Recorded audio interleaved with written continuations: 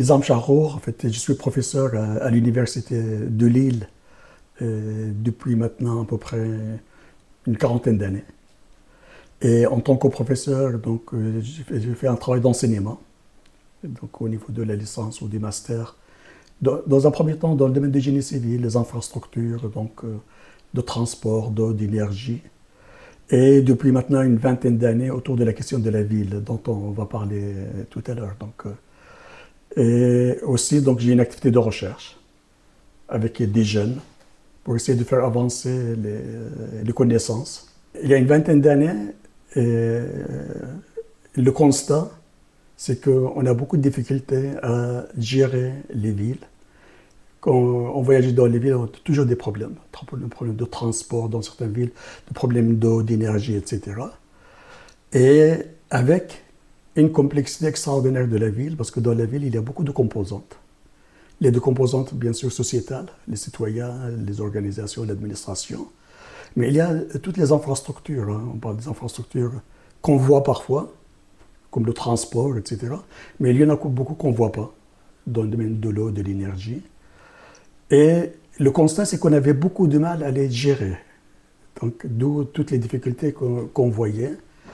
Et en même temps, il y avait la révolution digitale, numérique, qui disait, voilà, avec cette révolution, et grâce à la collecte de la donnée, on peut résoudre des problèmes complexes. Donc, la question qui était posée aux acteurs de digital, est-ce que vous pouvez résoudre les problèmes de la ville? Et eux, ils ont dit oui, on est capable de les résoudre parce qu'on peut résoudre tous les problèmes compliqués. Et comment on va les résoudre? On va essayer de collecter les données, les analyser et mieux gérer. Donc ça, c'est la première définition. Et les premières villes intelligentes dans le monde, elles étaient parties sous cette forme-là, une approche technologique. Quelques années plus tard, il y a une autre question qui s'est posée, c'est que la ville, après tout, c'est les citoyens. Donc, si on va aller vers une ville intelligente, la question, quelle est la place des citoyens et comment les citoyens peuvent participer dans la prise de décision et qu'est-ce qu'ils pensent, etc.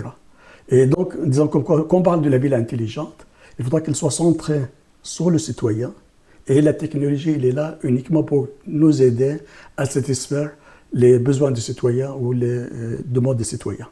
Donc, ça, c'est les deux approches qui aujourd'hui convergent. Donc, comme quoi une ville intelligente, il faudra qu'elle soit centrée avant tout sur les citoyens, offrir les meilleurs services pour les citoyens et faire participer le citoyen et utiliser les technologies pour arriver à cet objectif. Quand on regarde par exemple les questions de changement climatique, en grande partie, il est lié à la consommation d'énergie. Je prends un exemple comme celui-là. Et la ville joue un rôle très important parce que dans la ville, 80% des émissions de gaz à effet de serre, elles viennent de la ville. Donc tout ce qui va contribuer à réduire la consommation d'énergie, elle va réduire les émissions de gaz à effet de serre, donc qui est à l'origine du changement climatique. Maintenant, la consommation d'énergie, elle est où? Elle est dans les bâtiments. Donc, il contribue pour une très grande partie au niveau de la consommation d'énergie. Donc, si on réduit la consommation d'énergie dans les bâtiments, on va aller dans ce sens-là. Et aujourd'hui, avec les technologies, on peut effectivement construire déjà des bâtiments qui consomment très peu. On peut aussi beaucoup mieux gérer. Je prends un exemple. Auparavant, quand on chauffait les bâtiments, on chauffait toutes les parties des bâtiments, toutes les composantes des bâtiments, même si on ne les utilise pas. Aujourd'hui, on est capable de dire, voilà, moi je vais utiliser cette salle ou cette chambre de telle heure à telle heure, donc ce n'est pas la peine de la chauffer à 19 degrés toute la journée, je vais la chauffer uniquement sur une partie. Et quand on ajoute tout ça, en fait, ça nous permet de faire déjà beaucoup d'économies. Je prends un deuxième exemple, le transport. Le transport contribue de manière aussi très importante. Le transport, il y a plusieurs choses. Il y a l'utilisation du véhicule personnel. Beaucoup on utilise le véhicule personnel parce que le transport en commun, le transport public ne fonctionne pas comme il faut. Aujourd'hui, il y a des possibilités d'améliorer la qualité de service de transport public pour que les gens les prennent davantage. Il y a la question de covoiturage aussi qui permet aussi d'améliorer. Il y a les questions, par exemple, dans la ville, on passe beaucoup de temps à chercher un parking. Alors qu'aujourd'hui, on peut, dès le début, dès qu'on arrive dans une ville, identifier les lieux où il y a des places dans les parkings. Et tout ça, c'est grâce à cette technologie. Donc, on peut aussi réduire de manière très sensible la consommation d'énergie liée au transport. Donc avec ces deux facteurs-là, effectivement, on peut avoir à réduire. Je prends un deuxième exemple, l'exemple de l'eau, exemple concret aujourd'hui. Et dans certaines villes, on perd à peu près 50% de l'eau par des fuites dans le sol. Et pourquoi on les perd? Parce que parfois, on a beaucoup de mal à identifier où ce sont les fuites. Aujourd'hui, on est capable de suivre la circulation de l'eau dans les réseaux d'eau, identifier assez rapidement là où il y a des fuites, donc d'intervenir pour réparer. Donc voilà, il y a quelques exemples qui me paraissent assez intéressants pour effectivement aller vers l'objectif de réduire l'effet du changement climatique. Ah oui, la question effectivement de la vulnérabilité de la ville intelligente, c'est une question importante et de fond parce que, après tout, on va laisser la gestion de la ville à des systèmes automatiques, en quelque sorte, ou semi-automatiques. Donc il y a toujours la crainte que des hackers arrivent à prendre le contrôle de ces systèmes, prendre le système de l'énergie, le système de l'eau, etc., qui sont des systèmes très très sensibles. Est-ce qu'on peut imaginer aujourd'hui une ville où il y a une coupure d'électricité pendant quelques heures? On peut imaginer un peu toutes les difficultés, ou le système de transport, etc. Donc effectivement, on a une difficulté par rapport à ça, c'est qu'avec l'avancement de la technologie, on devient plus vulnérable. Donc c'est une question qui est très très importante, qu'il faudra traiter. Et dès qu'on conçoit un système intelligent, la question de la sécurité, c'est une question qui est centrale. On va réfléchir avant tout à ça et adapter. Ça veut dire que tout le temps, cette question-là, il faudra qu'elle soit posée. Après, il y a la question de la vie privée. Il est vrai que dans la ville intelligente, on collecte de la donnée. Et ces données-là concernent les citoyens. Mais aujourd'hui, il y a quand même des lois.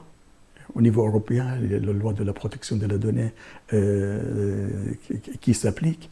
Donc ça veut dire que tous ceux qui sont en charge aujourd'hui de la ville intelligente ou des systèmes intelligents, il faudra qu'ils fassent très très attention à ce que la protection de la vie privée soit vraiment au cœur. On a des processus aujourd'hui qui permettent de le faire, d'avancer par rapport à ça. Et ce qui est important, c'est la transparence. Ça veut dire que quand moi je travaille avec des données, que je sois transparent, qu'est-ce que j'ai fait avec les données, comment je les stocke, etc. Et aujourd'hui avec la loi, où bien sûr le citoyen il a le droit de connaître les données qu'on a sur lui, qu'est-ce qu'on fait avec ces données, etc. Je pense qu'avec la question de transparence, on peut vraiment avancer par rapport à ça. Donc il y a les deux questions, vie privée, effectivement la loi aujourd'hui en Europe, elle a fait quand même une avancée assez sensible par rapport à ça. Et la vulnérabilité, il faudra qu'elle soit au cœur de tous les systèmes qu'on développe pour la ville intelligente et jamais dire comme quoi ça y est, on a fait, maintenant on est rassuré. Non, parce que nos capacités d'avancer aussi, les hackers, ils ont aussi leur capacité d'avancer, donc ce sont des questions qu'il faudra qu'on pose en continu. Ce que j'avais évoqué, c'est que la ville intelligente, il faudra qu'elle soit centrée sur le citoyen. Le citoyen, il a bien sûr celui qui vit dans la ville. Donc il a des attentes dans la ville. En même temps, il est usager, donc l'expérience usagée est très très importante pour nous. Voir lui comment il ressent les choses, comment il vit les choses. Donc la question de sa participation, elle est essentielle. Maintenant, comment on peut participer dans une ville intelligente? L'une des premières questions, c'est l'accès à l'information. Le fait que la ville intelligente permet aujourd'hui de collecter beaucoup de données, de partager les données, d'avoir de la transparence. Donc cette question-là va nous aider à mieux informer, parce qu'un citoyen qui participe de manière plus efficace, c'est un citoyen qui est davantage informé. Donc ça, c'est la première chose. Deuxième chose, quand on parle de la ville intelligente, on parle d'une ville où on a de l'intelligence collective. L'intelligence collective, ça veut dire qu'on a besoin que toutes les composantes de la société participent. Et là, à chaque ville, il faudra qu'elle mette en place, à côté de sa structure de gestion, une structure qui associe les citoyens ou la société civile dans la gestion. Cette structure qui associe les citoyens, elle est là pour décider là où on va aller, les priorités, et faire l'évaluation après. Donc c'est quelque chose qui est vraiment très important. Donc, de la transparence et une participation davantage de citoyens dans le cadre de l'intelligence collective. Les meilleurs systèmes aujourd'hui qui fonctionnent sont des systèmes qui prennent en compte la vision usagée. et le retour de l'expérience usagée. Et quand on parle de la ville, ce sont les citoyens avant tout. Donc, quand on va intégrer les citoyens, on va davantage cibler nos actions, nos priorités, nos investissements vers les attentes sociétales. C'est quelque chose qui est très important. Donc, on va contribuer par rapport à ça. Et l'autre chose, c'est qu'on est plus nombreux à participer, on est plus efficace.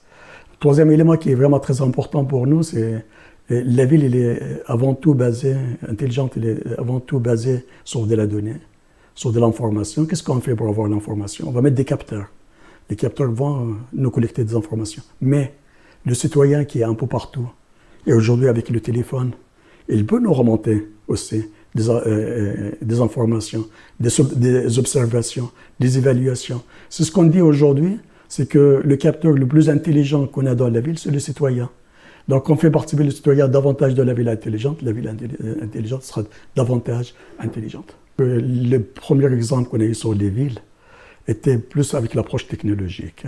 Donc, disons comme quoi dans les villes, il y a des problèmes de transport, donc voilà, on va travailler là-dessus, le problème d'énergie, les problèmes de l'eau, etc. Et ils n'ont pas été centrés sur les questions de citoyens.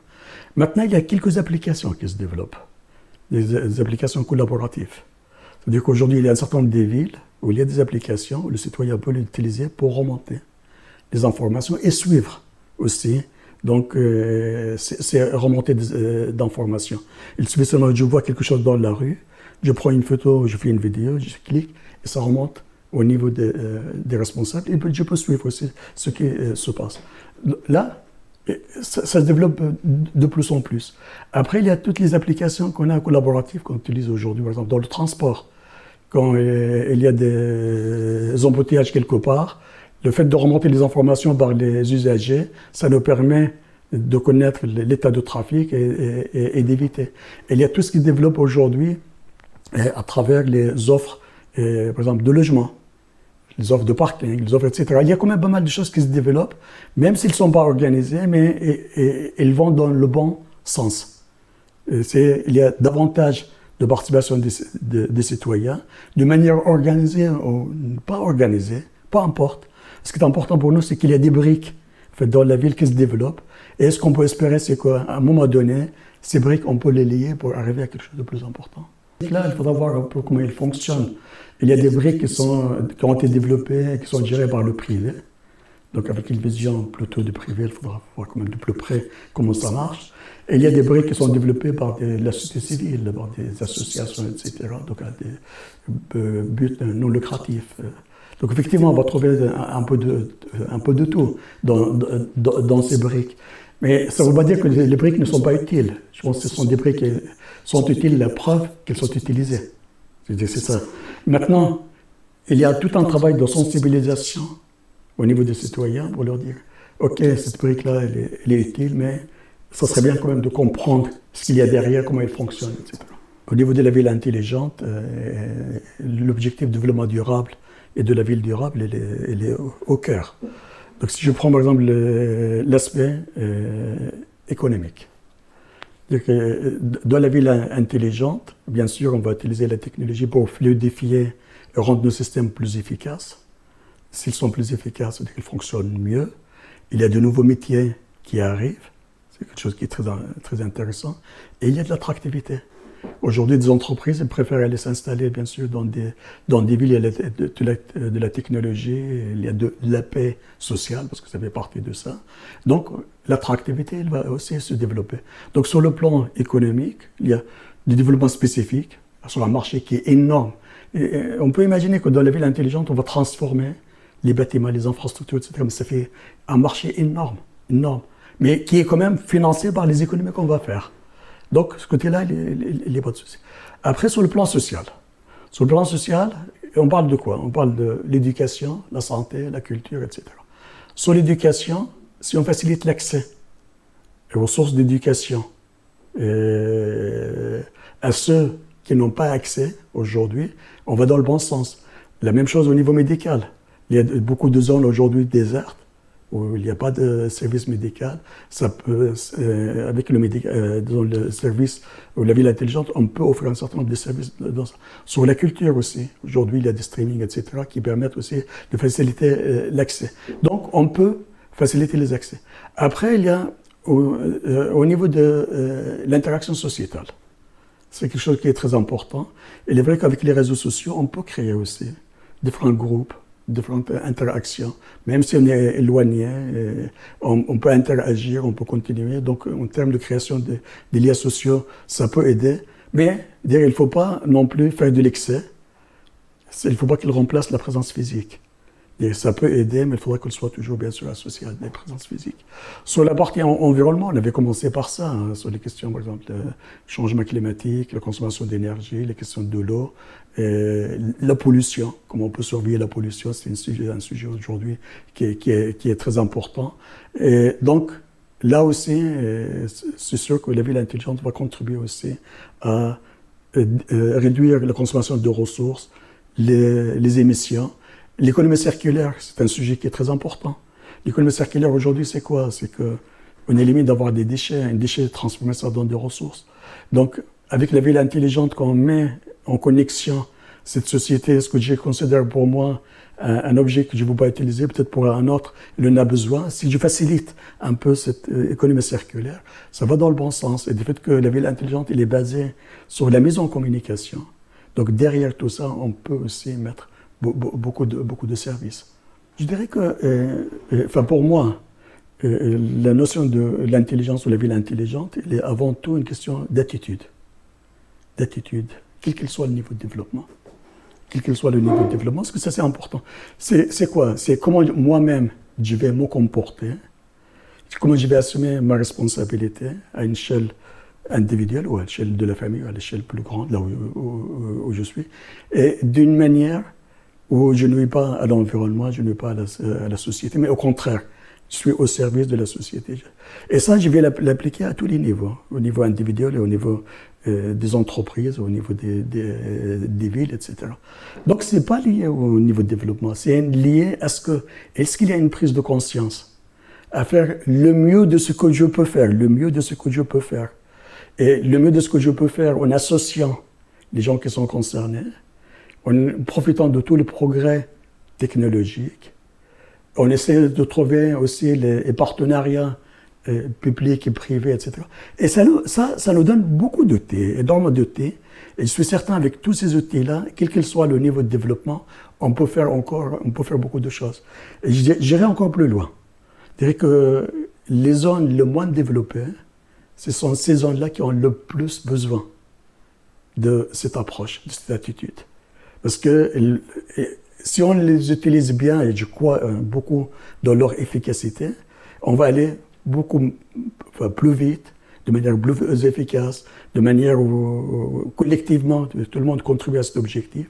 Donc je crois beaucoup, je pense que tout le monde peut le faire, quel qu'il soit le niveau de développement qu'on a.